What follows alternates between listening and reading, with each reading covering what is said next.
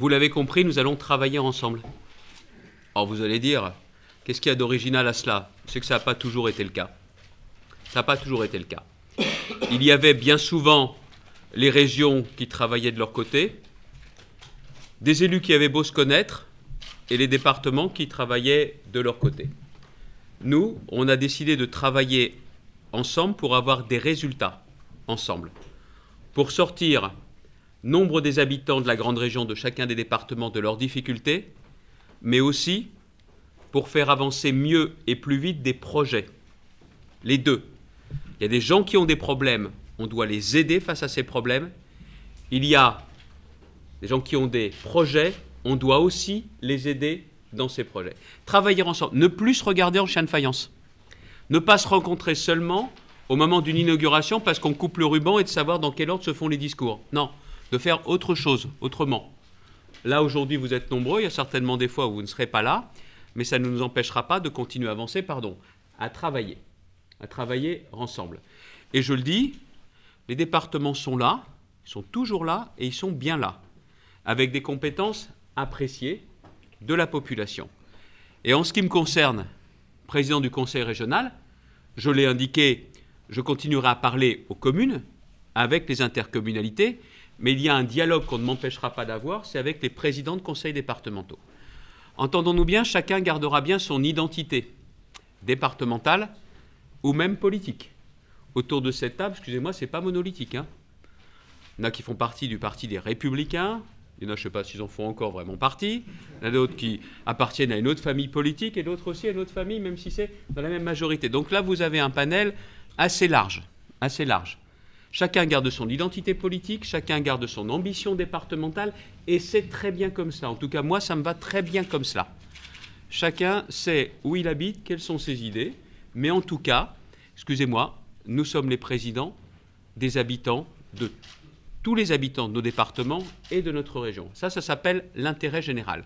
Et on est en train de montrer que l'intérêt général, c'est se placer au-dessus des contingences politiques. Il y a tellement de difficultés aujourd'hui dans notre région que je pense franchement qu'on a autre chose à faire que de rentrer dans des petites guéguerres ou à préparer les prochaines échéances. Nous, on a un boulot à remplir, une mission à accomplir, et on va s'en tenir à ça. Il y a d'autres enceintes, il y a d'autres moments, il y a d'autres lieux pour être plus large pour le faire. Alors travailler ensemble, pourquoi? Premier exemple, le RSA. Le RSA, nous le savons bien, les présidents de département me reprendront s'ils le souhaitent parce que c'est bien leur compétence, je ne suis pas fou, je connais bien la loi, mais le RSA, on a trop de nos concitoyens aujourd'hui qui sont dans la difficulté. Et le RSA, je veux qu'il soit clairement avec les 3 lettres, revenu de solidarité active. Le A d'activité. Les départements aujourd'hui, vous me direz si je me trompe, ont aujourd'hui des grandes difficultés financières pour assumer la charge financière du RSA. Alors qu'est-ce que l'on fait? Il ne s'agit pas seulement de leur donner un coup de main financier, non. Il s'agit tout simplement qu'on redonne toute sa force au A de RSA. La région peut aider les départements. Comment? En finançant davantage, par exemple, l'économie sociale et solidaire, les chantiers d'insertion, les chantiers écoles. Je suis prêt à mettre de l'argent supplémentaire. La région a la compétence aussi pour l'ensemble des formations, pas seulement les demandeurs d'emploi. Certains des allocataires du RSA ne sont plus inscrits à Pôle emploi. Mais seulement si nous avons un travail de sur-mesure, la plupart du temps, plateforme par arrondissement ou action associative par bassin d'emploi, au plus près du terrain, où il y aura à la fois des agents du département, travailleurs sociaux, des agents de la région. Ensemble, on est capable de voir en fonction des profils des bénéficiaires du RSA de quoi ils ont besoin pour revenir vers l'activité. Je ne parle pas de stage parking ou de formation bidon.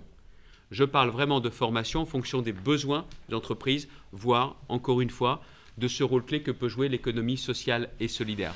Jean-René Le Cerf a une vision qu'il vous exposera pour montrer qu'il y a dans les allocataires du RSA des personnes qui sont très très loin du retour vers l'activité, d'autres qui en sont moins éloignés, d'autres qui en sont beaucoup plus proches. Il ne s'agit pas seulement de s'occuper de ceux dont on penserait qu'il est plus facile de les aider. Tous ont besoin d'être aidés, mais je pense que nous pouvons, en travaillant ensemble, faire plus. Pourquoi ça n'a pas été fait avant? Parce qu'il faut dire les choses telles qu'elles sont. Les conseils régionaux estimaient que c'était le rôle des départements et ne s'y impliquaient pas. J'ai fait campagne sur la valeur travail. Le travail, c'est de l'activité, et je pense que l'on peut montrer qu'il n'y a pas de fatalité à avoir aujourd'hui nombre d'allocataires du RSA qui ne diminue pas. C'est ça que je voudrais montrer. Je pense sincèrement, comme mes collègues qui sont ici présents, que c'est possible. Alors on se donne cette première priorité. Nous envisageons de signer une convention dans les prochaines semaines, c'est-à-dire très rapidement.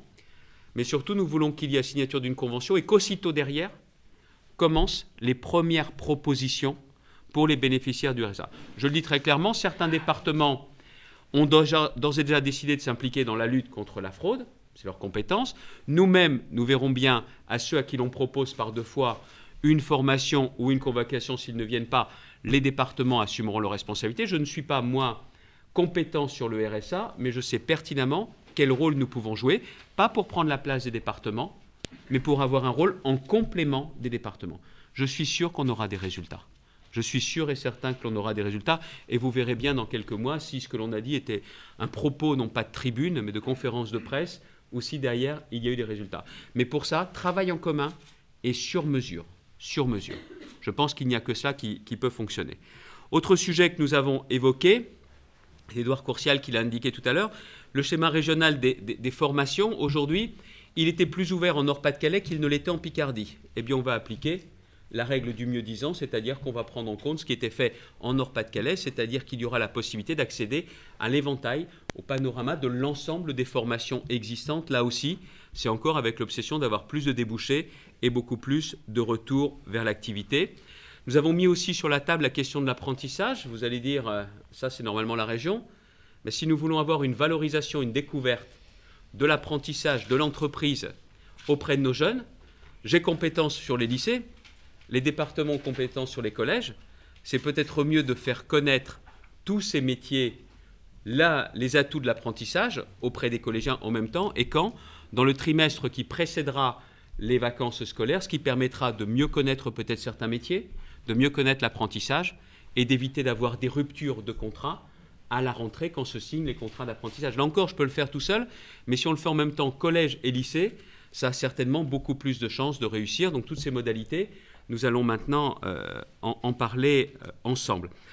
Nous avons aussi parlé de la question économie. Vous savez qu'aujourd'hui, par la loi NOTE, le chef de file de l'économie, c'est la région, c'est une compétence qui est reconnue. Comment on passe cette année de transition 2016 ? Quelles sont les politiques qui seront venues ? Là, on va avoir besoin de réunions de travail pour faire en sorte qu'il n'y ait pas de rupture dans les politiques économiques qui soient conduites. Et donc ça va être un travail qu'on va avoir à mener aussi avec nos vice-présidents respectifs. Nous avons abordé la question des transports scolaires. Et pour dire la chose suivante, les transports scolaires, les départements savent bien faire. Les transports scolaires, la loi a donné cette compétence aux régions, a retiré ça aux départements. Eh bien, par convention, la région va confier à nouveau au département le soin de gérer les transports scolaires. Moi, je demande à ceux qui savent de continuer à faire. Les départements font bien, je ne vois pas pourquoi la région ferait à la place des départements.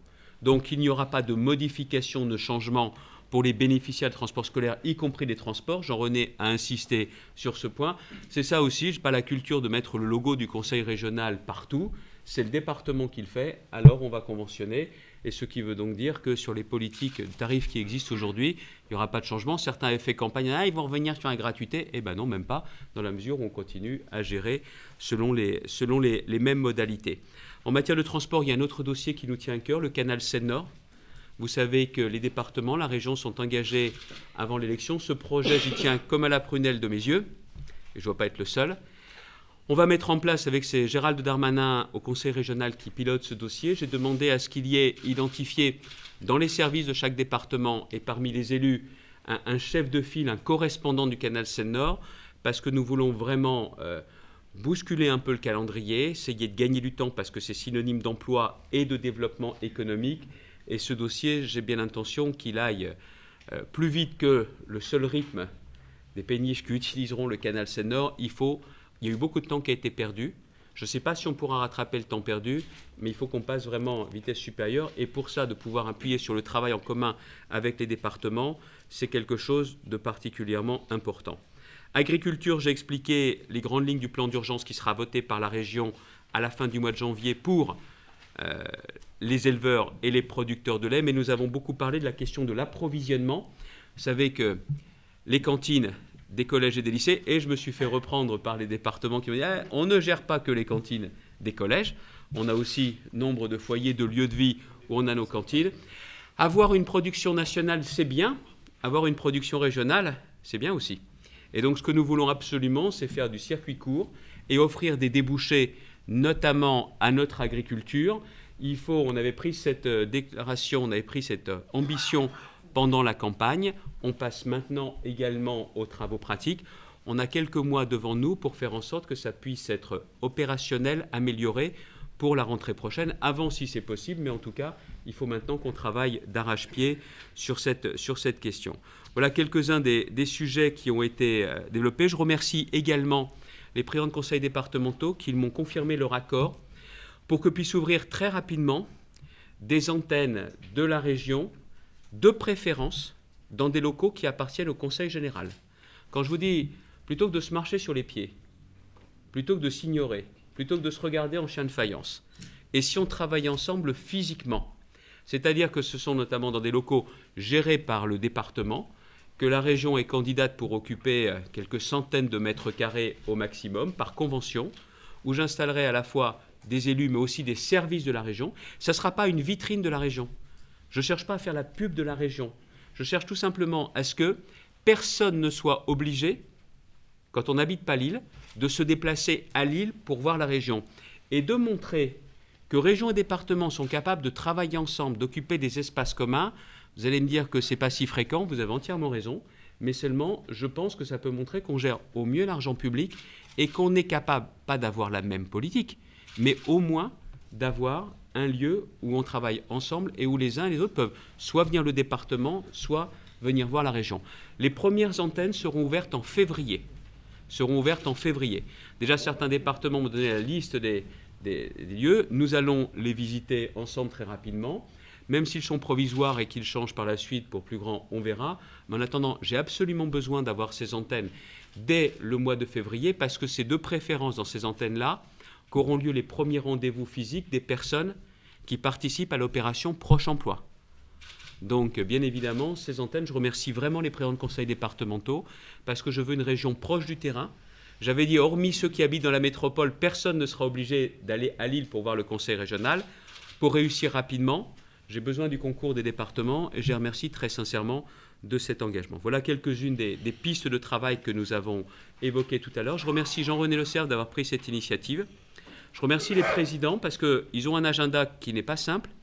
Et vous remarquerez que 9 jours après l'élection, on a été capable de se réunir, ce qui montre bien que ce travail ensemble est une priorité pour tous.